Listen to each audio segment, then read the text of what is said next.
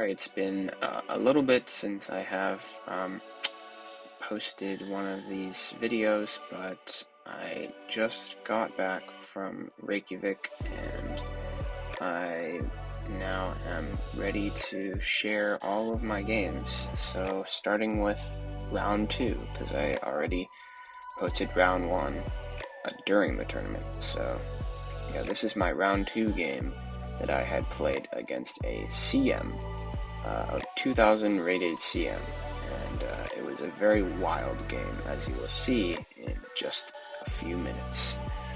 So this opening was, he played d4, and I played the king, or sorry, not the king's name, the Benoni. And we played into the main line of the Benoni, which is the f4, which is otherwise known as the flick knife attack, where you play f4 and bishop b5 check. This is the main line. Now, the important move that you're supposed to know is that you have to move the f knight to d7, because all other blocks are not as good. So yeah, so he plays a4, which is the main line. So I castle, knight f3, knight a6, castles, knight b4, and h3, which is an inaccuracy, and also had never seen that. The move that I was looking for, and the move that is the main line, is rook e1, which after that is a6, bishop f1, and now rook e8, and something along the lines where you are going to push f5. That is the whole point of this. So he did not go for that, and instead he went for h3, which was an inaccuracy, of course, because h3, there's not really any motives with that other than to go g4, but also that the bishop, when it gets kicked with a6, it does not have that f1 squared that it had when the rook is going to go to e1, or when the rook is here. Oops, not right now, but yeah. So he went bishop c4, and now there are lots of threats of b5 with tempo. So also this bishop is not really greatly placed here. It only kind of covers this d5 pawn, and also there's threats of knight b6 coming, so there's a lot of annoying things happening. Now I played rook e8, which was an inaccuracy, but it's kind of hard to see what you can do anyway. So we went rook e1 and rook b8, and now bishop e3. And here I played knight b6, which was an inaccuracy, but there was also, in some theory, there's b5, because after takes and takes, you cannot take back with the knight, because there is knight b6, and that hits the bishop. And now we kind of achieve maybe some sort of, let's see, if like bishop f1, now you just take this pawn back. So you kind of just win this pawn, and if you try and defend the pawn, then you can play something like bishop a6, and then try and attack this knight. Try and pin deflect the bishop away from this pawn. So though you could have, or I could have done that, I didn't actually see that. Instead I went knight b6, because here I was like, the bishop is kind of awkwardly placed, so if it moves, then I can kind of get some threats going. So he played bishop f1, and now I go f5. And here there was a much better move that he could have played. He actually instantly just played a5, which is a mistake. Instead, if he just went e5, there's actually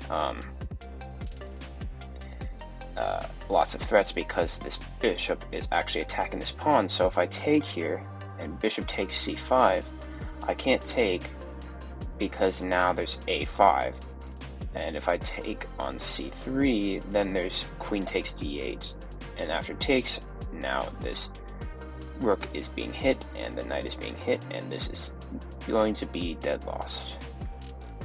So instead here, you have to play e4, counterattacking the knight.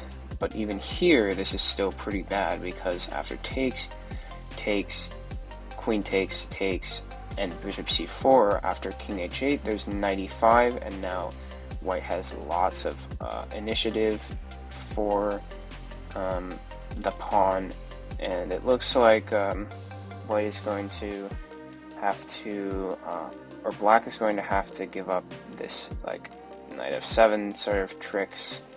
So white is going to have to, or black is going to have to take this, and now black has the bishop. White has the bishop. Man, I'm getting my colors mixed up today. I don't know what's going on, but yeah. So he could have played e5, but instead he played a5, and now knight to a. Oh, sorry. I actually played f takes e4 first.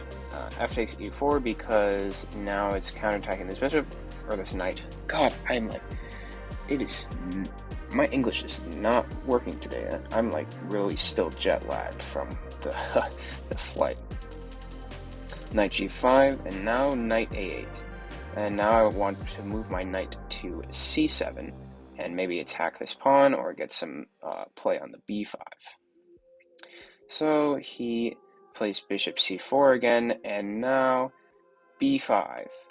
This is well timed because even here, if you take en passant, now I just take with the knight, and I'm hitting your bishop again. And here, you kind of have to move the bishop onto this diagonal, because if you move your bishop here, there's threats of knight d3, and that just looks very bad. So, yeah. Here, you have to go bishop f1 again. He goes bishop f1, which is a mistake, because while you just moved the bishop to c4, and now you move it back to f1, it's like you did nothing in the span of 2 moves. So, yeah, I was already feeling like in this position, I was definitely doing a lot better. So I played knight to c7, a good move, because here I'm attacking this d5 pawn. So he takes on e4, and now I played bishop b7, putting more pressure on the d5 pawn. And here he starts going for some counterplay. I was a little bit scared of, or I was not a little bit, I was actually quite scared of this, because here I thought after takes there were some threats of like bishop g5, and now knight f6 looks pretty ugly. But I actually could have just done this and just played queen d7, and after takes there's not really much you can do, because I just take this pawn, and now I'm just up 2 pawns.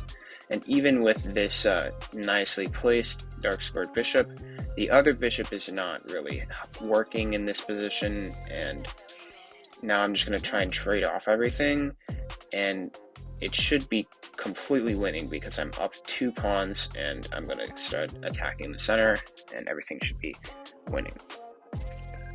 Instead of that, I played takes on d5, and now he has some threats here. So I played queen d7, and now there's f6. So the pawn is now lodged in. He has a little bit of counterplay for the pawn. So now he goes queen d2, trying to play bishop h6 and to get some mate threats. And so I play queen f7, trying to attack the pawn. And now he plays knight d1, which is a mistake. The reason why he probably played knight d1 is because let's say he just plays like a random move like this.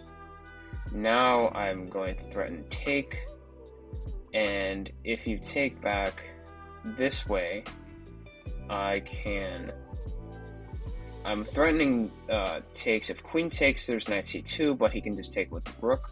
So there's like threats of d5, and now d5, this looks really good, and I'm going to start attacking.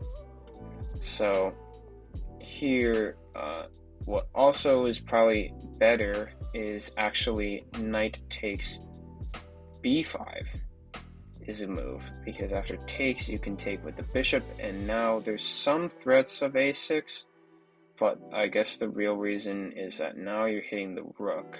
So the rook, let's say the rook moves, I can play a6 here, and now there's some promotion threats. So there was that, but instead he just played knight d1, and now I play rook d8. And he goes knight to f2, and I bring my knight back to c7, which is a key move because when I bring my knight back to c7, I'm going to reroute it to e6 to attack this g5 bishop. So he goes with the rook to c1, and I go knight to e6. Now he goes bishop h6, and I play d5, which is a little bit of an inaccuracy, because here you can actually just play bishop takes f8. What I was going for is, after bishop takes f8, I was going to play d takes e4, but there is bishop d6.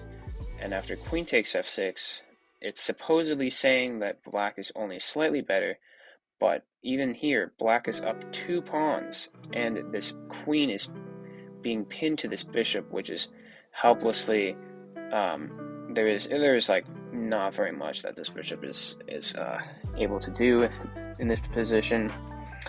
And also these pieces are pretty stuck back here, and I have the dream Benoni coming through. But yeah, instead he blunders with knight g3. Now I kind of make a slip up and play takes first, but queen takes is just way better, because there's no threats at all. Knight, because as you can see with bishop takes, now after queen takes, there's knight g4, and this looks quite scary because there are actually only 2 moves in this position. The logical looking move, queen g7, is a mistake, and the better move was actually either queen d4 check or queen f8.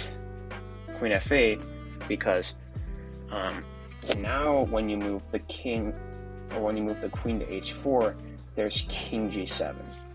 Beautiful move, because here if there's like queen h6, now you just go king h8, and there's no real threats.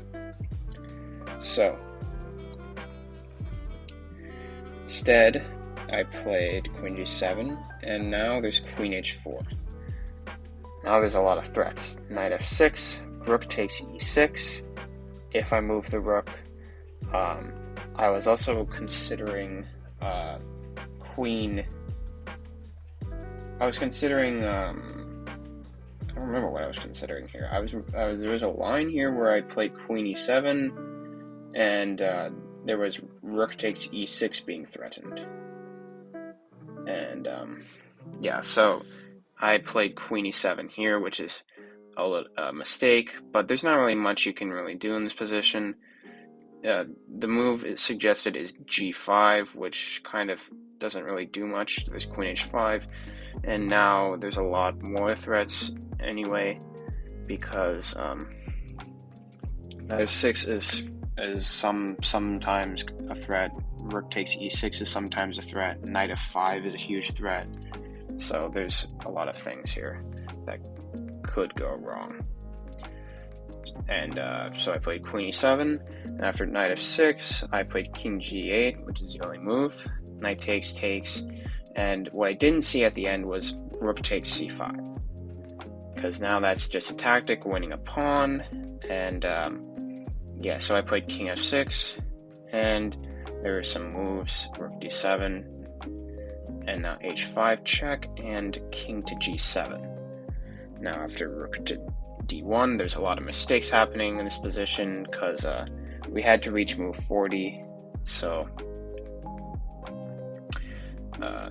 knight c5, knight b, and now knight b3, which is a mistake because of the brilliant bishop takes h5, which was beautiful. I didn't see this. I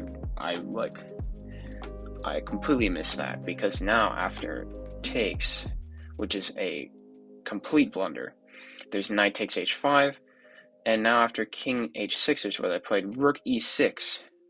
I can't take this because there's rook f5, and after this, then rook h6, king g3, and rook f3 is checkmate. So I can't play that. So I played king g5 instead. And now he missed the winning move, knight g3, because after something like knight to d4, hitting the rook, now h4 check, king takes h4, and rook g6, and there is no good way to stop rook f4 with checkmate other than to sack the knight by playing knight e6. And after rook f5, there's actually mate, rook h7, knight e4, after d takes e4, king h2, and what are we threatening here? g3 checkmate. Oh my gosh, we're threatening g3. That's it. That's brutal. That is actually brutal. Whatever you do, you can't stop g3. Knight d4, g3, checkmate. Amazing. You sack the knight to go for checkmate. I've never seen something like that. So it was forced mate. Yeah, this whole sequence is forced mate.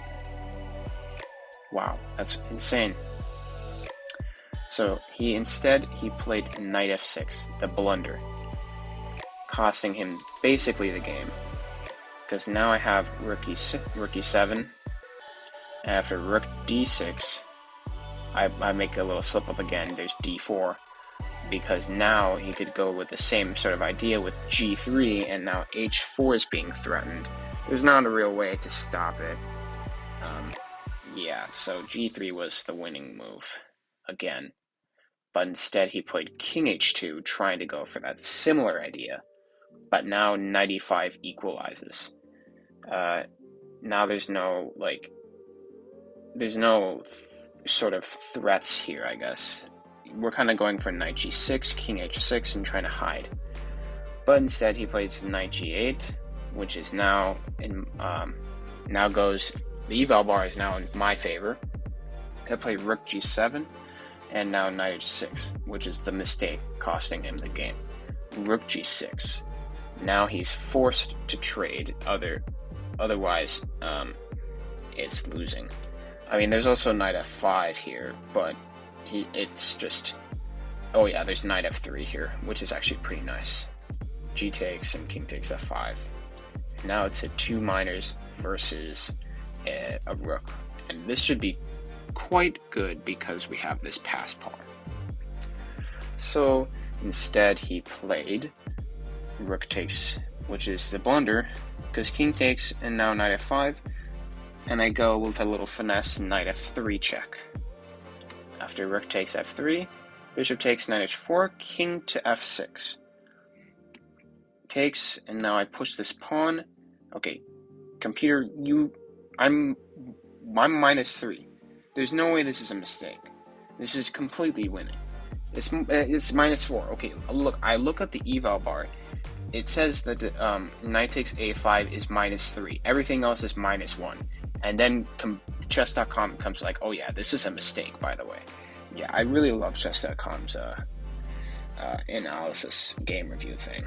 It really helps me learn chess.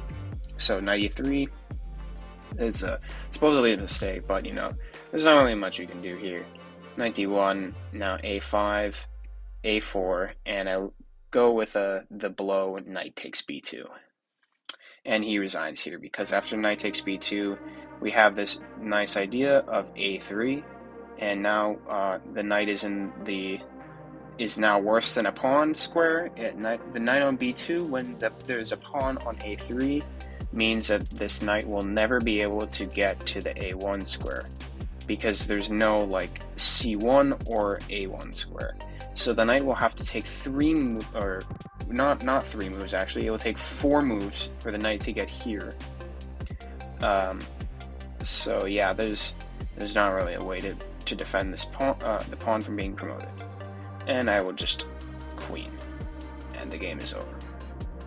So yeah, that was my game against a CM where I won. So I'm at 2 out of 2, and yeah, I will analyze some more of my games very soon. I want to make sure that I upload frequently, so I'll probably upload my game 3 against the 2100